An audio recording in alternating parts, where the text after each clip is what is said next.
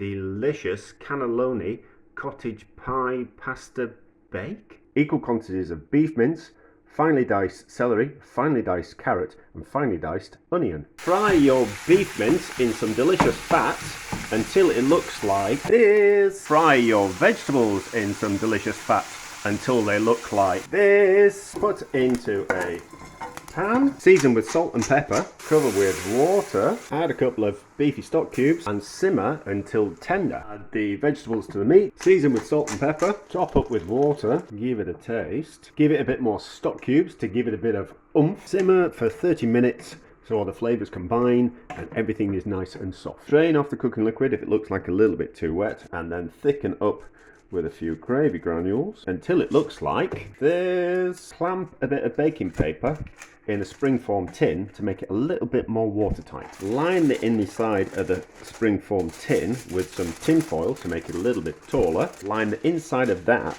with some more baking parchment so everything comes out a little bit easier. Stack in your cannellini on the inside. Don't pack it too tight because you want sauce to get down the gaps in the cannellini. Realise that you haven't cooked just quite enough filling, but decide to have a go anyway.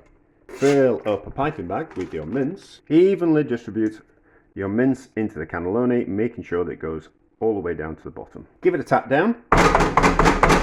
Make a roux of equal parts fat and flour and cook it out gently for 5 minutes. Add a couple of chicken stock cubes. Gradually add milk in until you have a creamy white sauce. Pour the white sauce in and around all the gaps in the cannellini. Give it a bit of a bang now and again so the sauce settles properly. Top with cheese and bake at 180 degrees until it's bubbly and delicious.